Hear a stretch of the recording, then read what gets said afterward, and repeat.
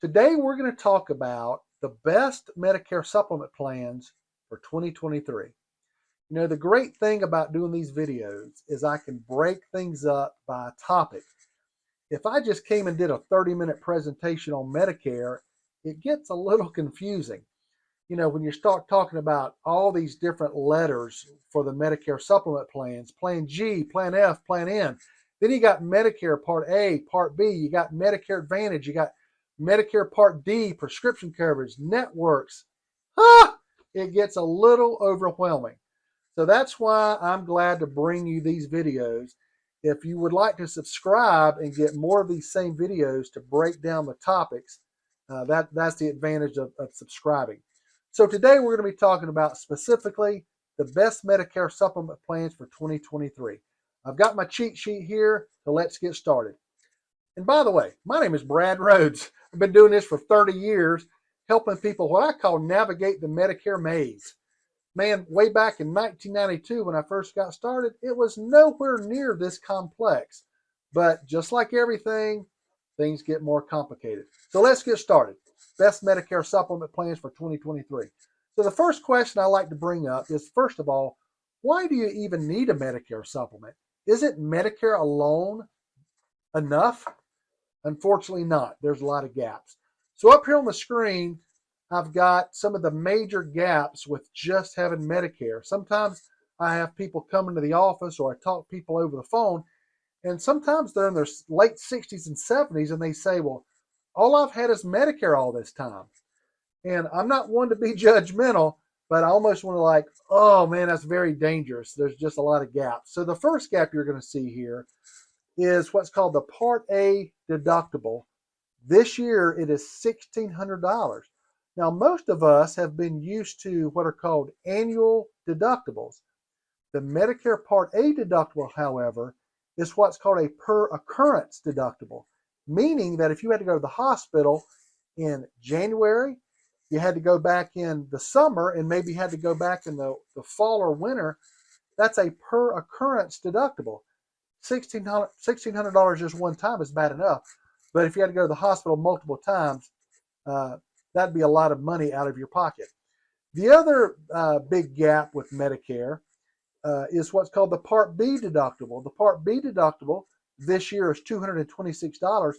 That's the deductible you've got to pay up front before Medicare will start paying when you go see your doctor, have some type of outpatient procedure, test, things like that.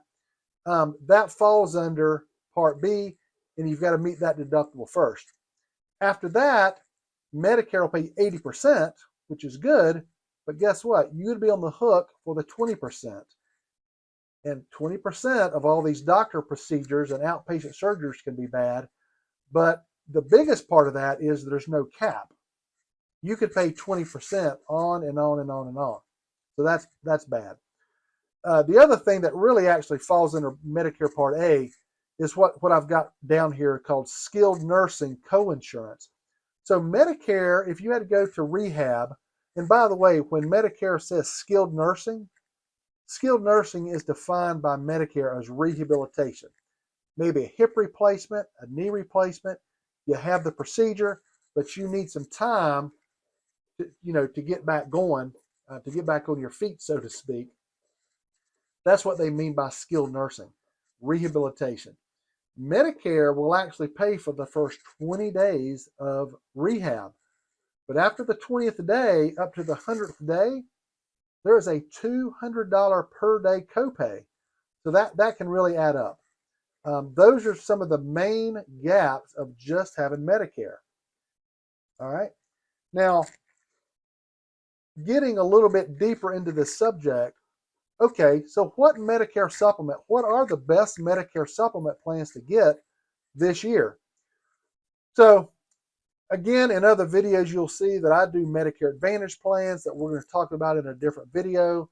I also talk about a lot of my clients take Medicare supplements with me.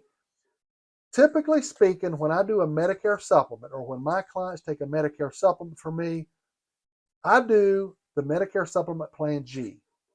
And one of the great things the government did way back in 1992 is they standardized all Medicare supplement plans. So if you're looking at a Plan G with Company A or Company B or Company C, guess what? The benefits are identical. The Plan G is the Plan G.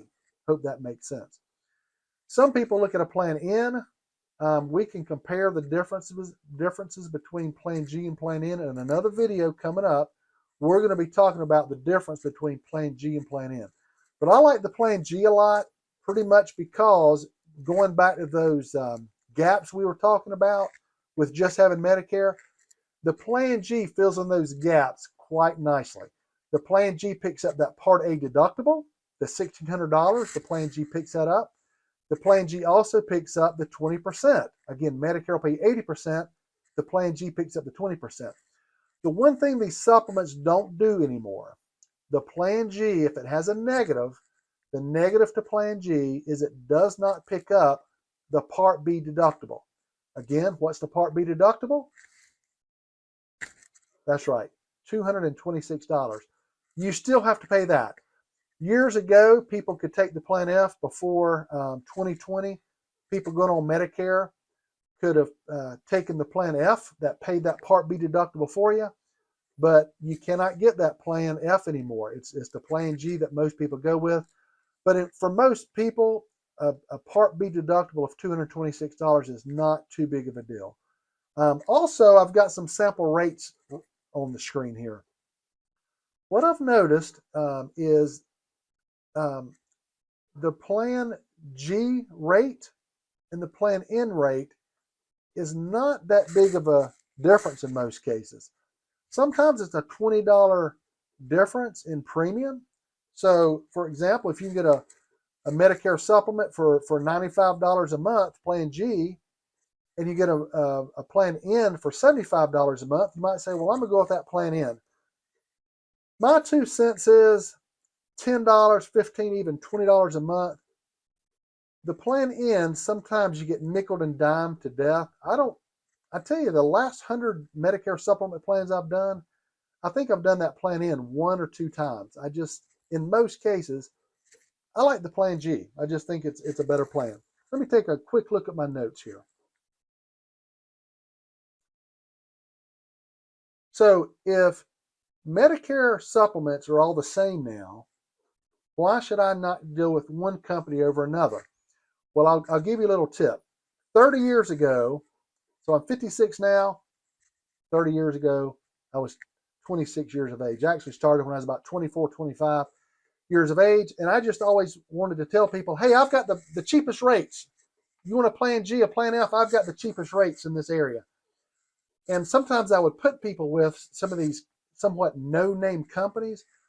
Some of the no-name companies that are still available today, what I found is these smaller companies, as soon as they have a lot of claims coming in, a lot of people start using their insurance, a smaller company cannot absorb the claims as good as a larger company.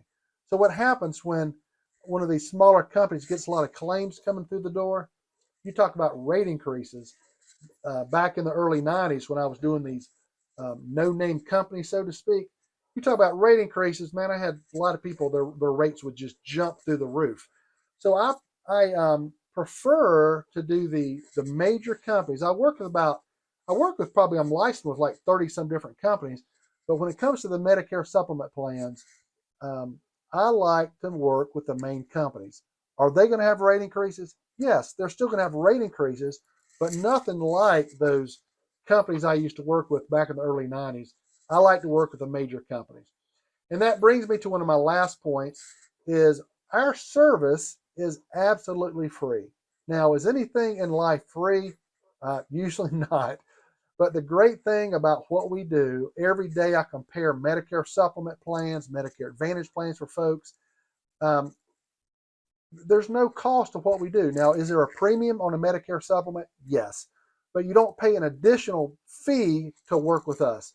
The insurance companies pay us. Okay, so I hope you got a lot out of that video. Now you know all about Medicare supplements. You're probably wondering, well, why didn't he talk about prescription plans?